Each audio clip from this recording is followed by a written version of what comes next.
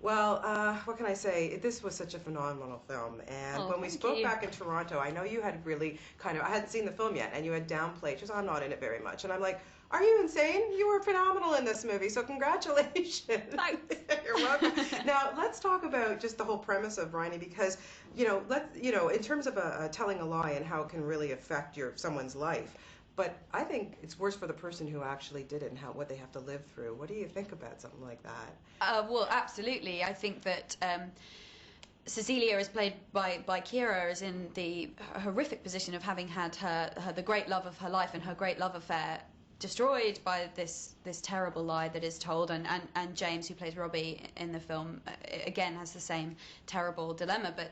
But Briony's life is ruined in a deeply psychological way, because she is never able to interact on any level with any other human being, because this personal guilt acts as a glass wall that inhibits her from feeling any kind of right to pleasure, any kind of right to give love or be loved, and so her punishment is of an entirely different and much darker tone, I think. Yeah, and when we get to your part, when we see you, because you're basically sandwiched in between, two phenomenal actresses. I mean, Saoirse, who just does, a spectacular job, and then of course there's Vanessa Redgrave.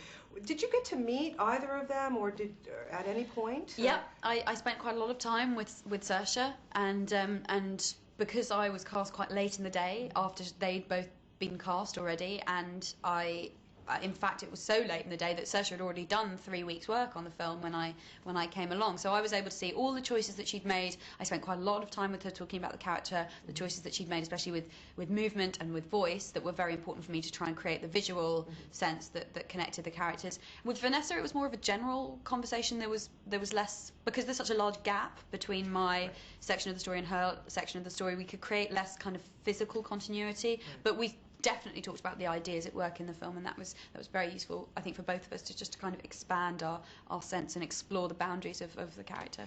Was that, mind-numbing? Oh my goodness, Vanessa Redgrave. Yeah, absolutely. I mean, we were having lunch, and I was engaging with her about issues in the film, and we were talking about different things and how it was going to be played and all the rest of it, and every so often I'd just go, it's Vanessa Redgrave, say something clever, for God's sake, pull it out of the bag.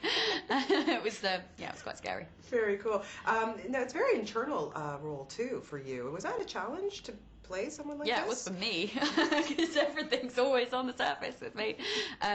It's a challenge, I think, to be small and to trust that you're communicating, because obviously it's a visual medium, and what I do is intensely visual. To do not even little, but nothing is difficult. It's you feel like, am I communicating any kind of internal turmoil at all? But I'm very lucky, and I had an amazing director, and Joe was very, very good at saying, just do it. We're getting the sense, and let it be, and that was great. Yeah, this is Oscar bound. There's no question about it. And congratulations on your role in this piece. It's so Thank great. you. Now, we spoke at length about Angel, which I absolutely love, so we won't go there. But I want to ask you about doing the theater, because you played two separate roles, like two different roles. You were doing Chekhov and you're doing Shakespeare. Two completely different women.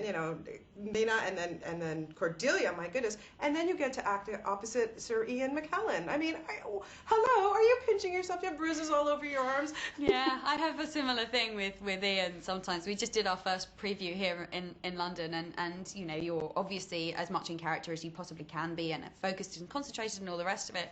But there is a point where you just think, I've got the best seats for this play. There are people who are in the front row, and I'm on the stage going, I'm seeing one of the great actors of his generation give one of the greatest parts you can possibly play, and his development in the part has just been so engaging and wonderful to watch, and yeah, it's a real thrill. Well, I think you need to bring this to Toronto, okay? So get on that. I'll ring Ian. Okay. I'll see what his availability is like next year. I think he's doing X-Men, so it might work. I know. Well, I think you need to do it. Thank you so much. Always a pleasure to talk to you. Thank you. Best It's of luck nice to you. to you. You too. Cheers. Take care. Thanks, everyone.